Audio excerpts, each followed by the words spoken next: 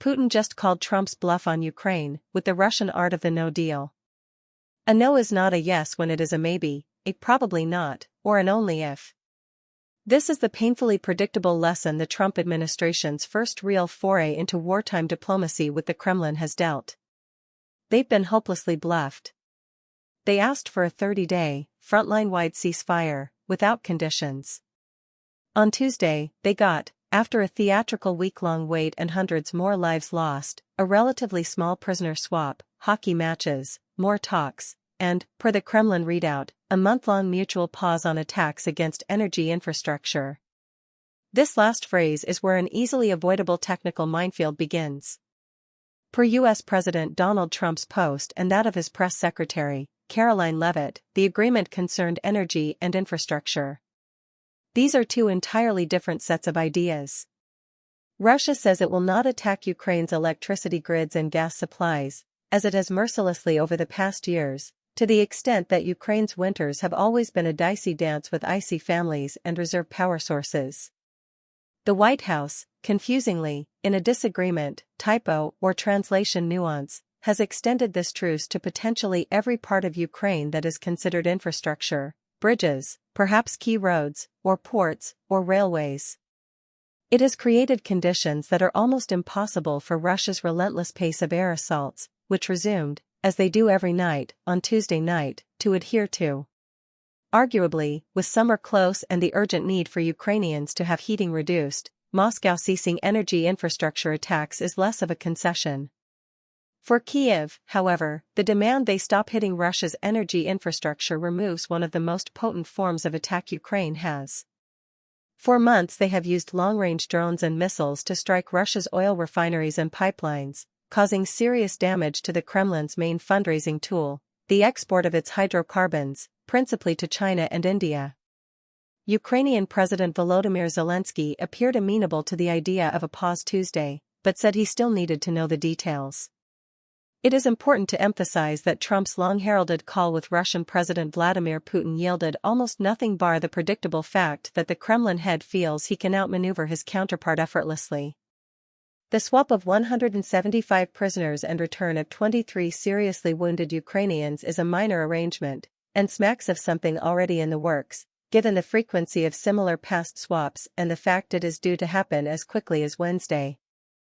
Outside of this and the pause in attacks, whichever ones they agreed, Russia used this week-long delay and phone call to emphasize it wants all foreign aid and intelligence sharing halted as part of a deal and a series of working groups on Ukraine and Russia-US relations established.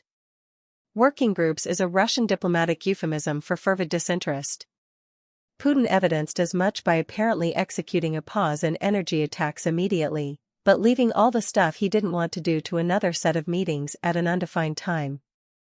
Putin seems set on returning to the idea that all aid to Ukraine be stopped, something which Trump has already done once, for about a week. It will return to their conversation again. Some of these technical traps were laid by the basic nature of the initial Jeddah statement by the US and Ukraine. It was admirable but wildly simplistic to demand an immediate month-long stop to all hostilities in a 3-year savage war. The proposal did not take into account how long such a step would take to enact with soldiers often cut off from their command, and made no mention of who would monitor adherence to it. U.S. Secretary of State Marco Rubio suggested satellites could provide all the surveillance needed.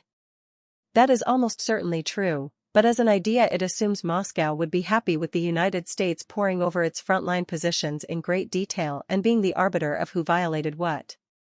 A cynic might say the Jeddah proposal was geared to pander to Trump's simplistic, yet desirable, demand for immediate peace, but also allow Moscow's customary and pedantic search for loopholes to get ensnared on its lack of technicalities.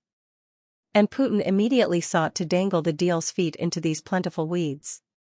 Ultimately, the Kremlin did not seek to discuss nuances, the finer points, for example, of whether the OSCE or the UN would police the front line, but instead offered as few concessions as it could without providing Trump with a flat no. But a flat no is what Trump has received. It is packaged as a partial ceasefire, but that is simply the first phase of Russia renewing its decade-long deceptive diplomacy. They have agreed to a pause in attacks that, largely from now on, will damage Moscow's bank balance. Indeed, the initial and amateur confusion over what was agreed has opened a chasm in any future peace deal wide enough for Putin to drive another full-scale invasion through. Did both sides not set staffers aside after the call to prepare an identical readout of what was agreed? The vaudeville theater of the past month should provide little comfort that the war is suddenly headed toward peace. Yes, the Trump administration has talked peace in a way that nobody has done so far in this war. But they have also managed to confirm, in short shrift, that Moscow looks for cracks of weakness and mercilessly drives a tank through them. Trump felt he could either persuade, coax, or outsmart Putin. He has yet to do any of that.